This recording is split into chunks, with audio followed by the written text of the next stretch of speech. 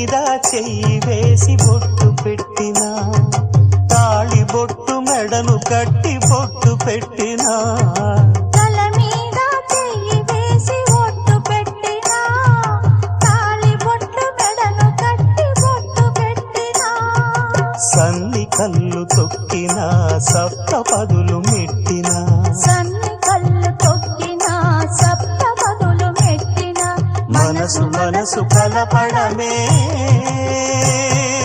మంత్రం పరమార్థం.